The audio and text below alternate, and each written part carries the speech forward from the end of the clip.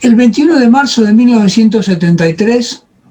un nutrido grupo de policías de la provincia de Buenos Aires, uniformados y de civil, ocuparon la jefatura de policía en la ciudad de La Plata. Este fue el resultado de una huelga que días previos se había declarado y que fue creciendo en su adhesión, abarcando todas las distintas comisarías, unidades regionales de toda la provincia de Buenos Aires. De hecho, esa ocupación en La Plata tuvo réplicas en diversas unidades regionales y dependencias del interior, desde donde se seguía el minuto a minuto de los acontecimientos a través de la radio policial. El grupo que reivindicó la huelga y que la lideraba se conoció como MOPOL, Movimiento Policial. Y al menos en esa ocasión sus líderes visibles fueron un grupo de jóvenes oficiales que incluso esa misma tarde dictaron una conferencia de prensa para los medios nacionales expresando algunas características de cuál eran la lista de reivindicaciones que proponían. La huelga contó con una adhesión importante de la sociedad civil. De hecho, diversos grupos platenses sobre todo se manifestaban a favor de los policías en las afueras de la jefatura, y esto incluyó a la Federación Universitaria de La Plata, que con sus banderas características y sus agrupaciones estudiantiles se hicieron presentes durante la tarde y durante la noche con sus cánticos apoyando la huelga policial. Hacía 10 días que en las elecciones generales que ponían fin o principio del fin a la dictadura militar iniciada en 1966, había ganado Héctor J. Cámpora por el Frejuli y se disponía a ocupar el poder a partir del 25 de mayo de ese mismo año. El contexto obviamente marcaba algunas características propias de la huelga, y los militares que todavía estaban en el poder decidieron que la misma no podía extenderse. Movilizaron al regimiento de tanques de Magdalena y también al 7º de Infantería de La Plata de entonces, y en una acción conjunta el militar retomaron el control de la jefatura de policía al día siguiente,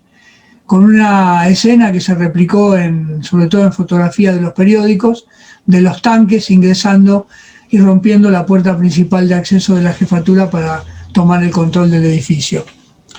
Los policías huelguistas fueron retirados sin armamento y se inició un sumario administrativo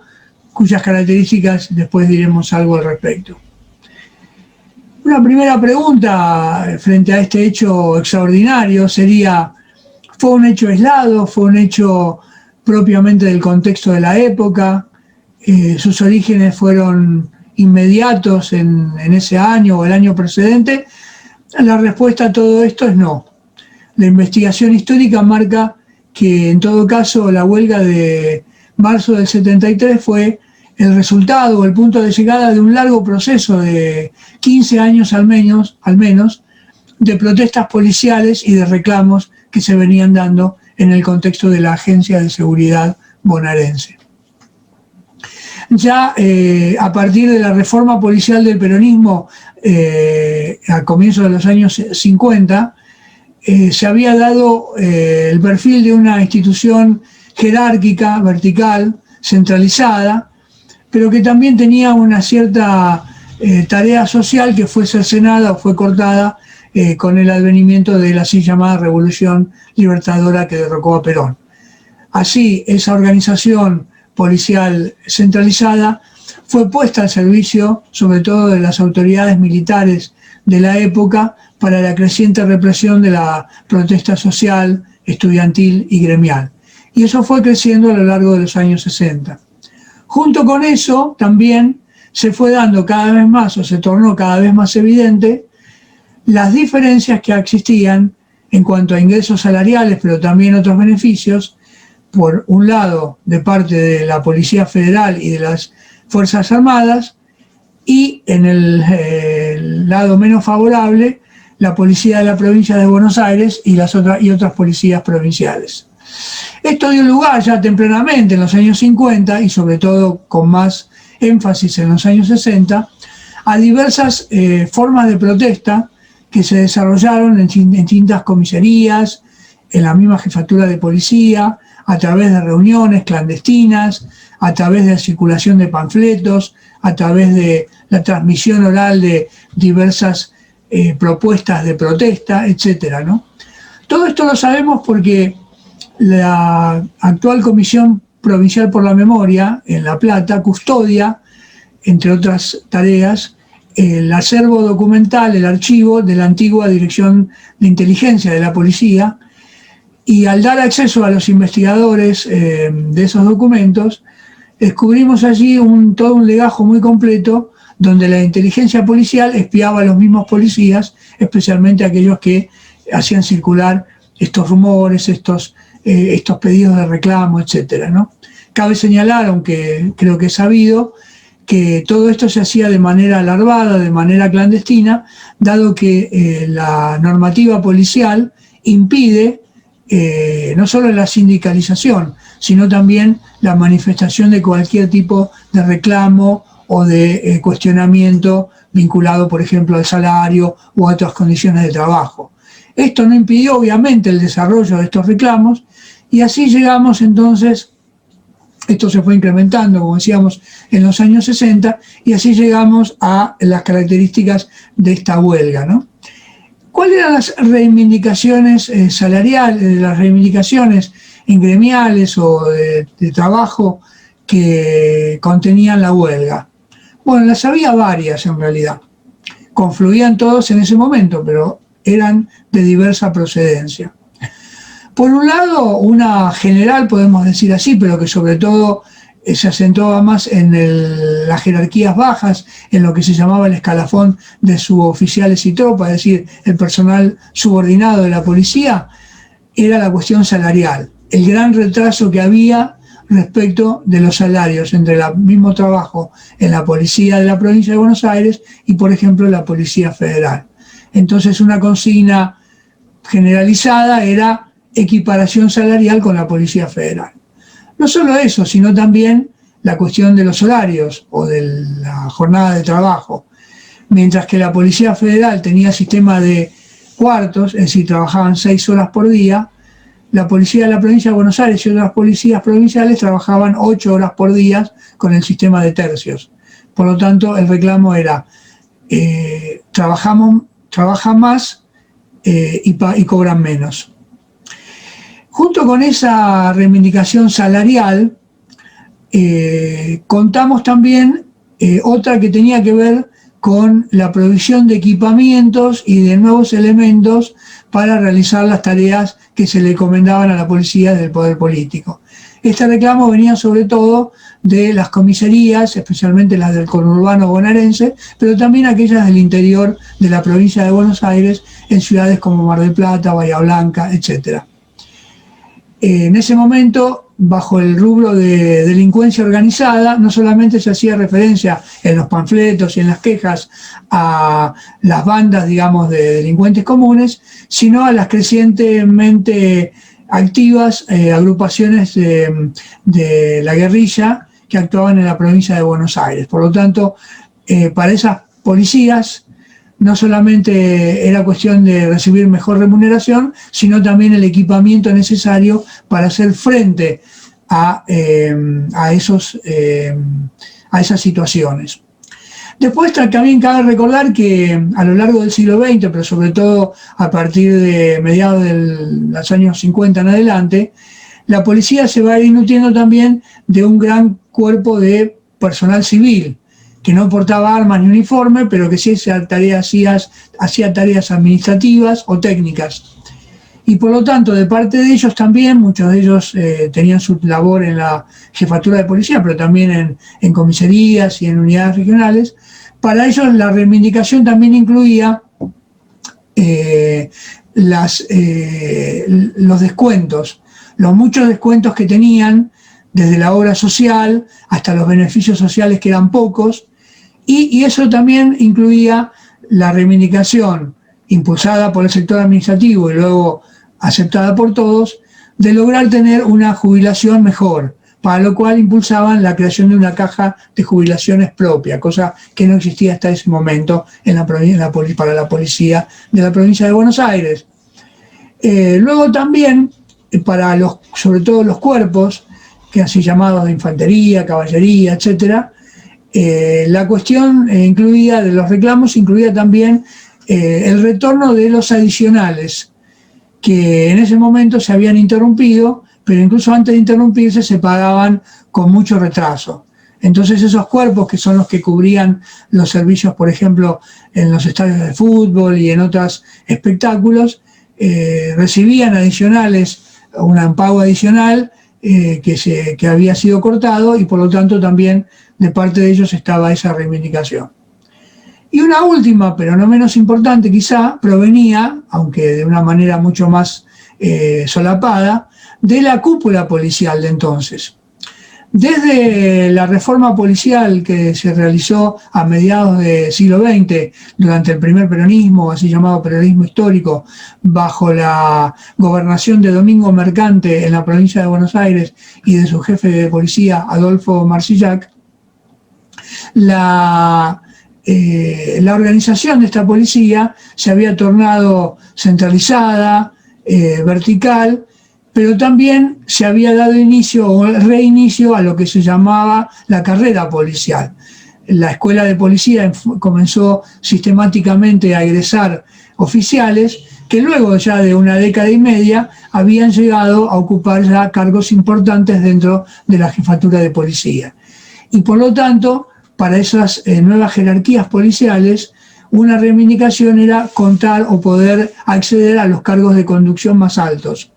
Estaba vedado, si se quiere, que el rol de jefe de policía todavía lo pudiese cumplir alguien de la fuerza, dado que en su mayoría eran civiles o sobre todo militares, pero sí pedían, como reivindicación también más profesional, si se quiere, dentro de lo que era el abanico de las protestas, pedían que el cargo de subjefe de policía fuese ocupado por un oficial de carrera, digamos así, ¿no? Entonces, ¿cuál es el resultado de la protesta? La represión, cesa inmediatamente la huelga, se instruye un sumario, cuyas características también son muy interesantes, un sumario administrativo, cuyo instructor inicia el sumario de una forma así más poética, una cosa rara, digamos, para lo que es una pieza judicial, y hace toda una redacción, una carta, digamos, en la foja 1 de ese sumario, donde utiliza esas palabras. Dice que la huelga ha sido, si no recuerdo mal textualmente, resultanzas de una malsana pesadilla de la cual hoy todos nos arrepentimos. Es decir, ya el tono del sumario administrativo marcaba una lógica institucional que implicaba no profundizar el castigo y la reprimenda para esa huelga, sino tratar de recomponer rápidamente las jerarquías policiales y esa estructura vertical a partir justamente de dotar o definir a esa cuestión de la huelga como una especie, llamémosle así, de anomalía o de pesadilla, como bien decía este funcionario, ¿verdad? Lo cierto es que inclusive el sumario administrativo se gestionó de manera tal de que sus acusados, comenzando por esos jóvenes líderes que habían dado la conferencia de prensa aquel día de la toma, fuesen incluidos todos en la amnistía general que estaba a punto de dictar el gobierno de Cámpara y que efectivamente ocurrió apenas asumió el cargo el 25 de mayo de 1973. Por lo tanto, ese sumario administrativo se cerró y no hubo ningún sancionado ni ninguna reprimenda como resultancia de la huelga y de la toma de la jefatura de policía. Una toma que había sido violenta, con 3 muertos y con una represión fuerte, como habíamos dicho. Por lo tanto, no había sido simplemente un hecho circunstancial o muy acotado, ¿verdad? Pero aún así se optó por esa solución política y así comienza entonces una etapa nueva, si se quiere, dentro de la policía bonaerense, una designada por la conformación de una nueva institucionalidad tendiente como a poner a la policía al servicio de lo que iba a ser después la represión y el terrorismo de Estado a partir de 1976. ¿Qué ocurrió con las demandas, con los reclamos que se habían dado? Bueno, podemos decir que todos fueron satisfechos. Esto ocurrió justamente en los primeros momentos del gobierno peronista, a partir del 25 de mayo del 73. Se dio la equiparación con la Policía Federal, retornaron los adicionales, se ampliaron los beneficios sociales, se creó la caja de jubilaciones, retiros y pensiones para dar una jubilación mejor a los policías, y se aceptó que el cargo de subjefe de policía pudiese ser ocupado por un oficial de carrera. Por lo tanto, también la rápida satisfacción de las demandas obró para algo que fue una coincidencia no solo de los militares que reprimieron la huelga, sino también del poder político que continuó después, y que de alguna manera es una de las características que acompañan el tratamiento, digamos así, de estas huelgas o protestas o conatos de huelgas policiales cada vez que han ido apareciendo desde entonces hasta incluso más recientemente, ¿no? Hasta nuestros días. Y que es la negativa o la postergación de la consideración de la cuestión de la sindicalización policial y de reconocer a los policías como trabajadores, ¿verdad? La rápida aceptación de esos reclamos y la rápida solución de la cuestión obró justamente también con el contexto político cambiante que nos estábamos dirigiendo ya hacia el golpe con la muerte de Perón, sobre todo hacia después lo que va a ser el golpe de Estado del 76, a cerrar filas, digamos, dentro de la conducción policial y política para evitar que esta cuestión gremial pudiese tomar vuelo, si se quiere, ¿verdad?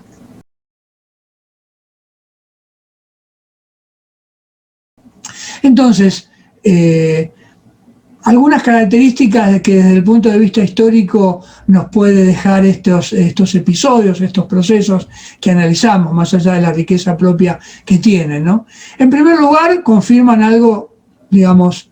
quedó sabido, que es que por más que en ese momento definamos a la institución policial por sus características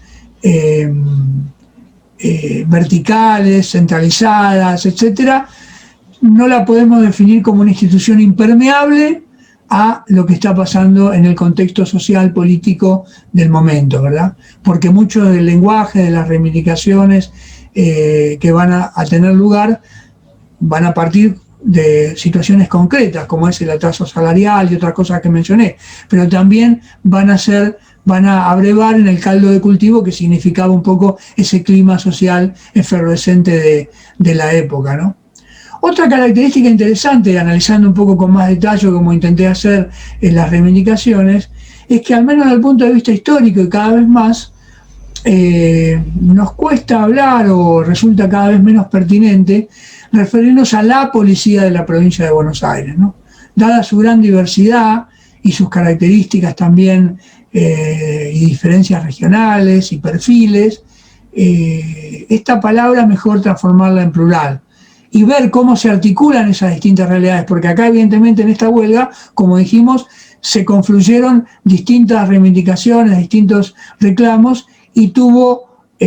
un éxito de convocatoria a todo el nivel provincial. Eso lo hemos podido verificar en los documentos. Pero esa diversidad no nos habla de una unidad que estaba per se, porque las reivindicaciones de hecho eran bastante diferentes. Por lo tanto, esa dinámica de las policías en el estudio de las mismas puede también arrojar luz a los estudiosos de las instituciones de seguridad. Y así como decimos esto, también es interesante señalar la capacidad de reacción de la cultura institucional o de la policía misma, porque justamente frente a un hecho como va a ser incluso después recurrente, como decíamos, hasta nuestros días, de cada tanto emerger la cuestión de la consideración del policía como trabajador y de la sindicalización policial, siempre va a aparecer la cuestión, digamos, de cerrar filas entre la conducción policial y política para evitar que este tema se instale como un tema, digamos, de debate o que prospere dentro de lo que puede ser la agenda política, en este caso bonaerense, ¿no? Por lo tanto, más allá de las características, como decíamos, extraordinarias de esta huelga de marzo del 73, propias del contexto político, etcétera, la ubicamos en un rango general de protestas propias también de un periodo histórico y cuyas algunas repercusiones pueden incluso arrojar luz sobre problemáticas similares que afrontamos en la actualidad.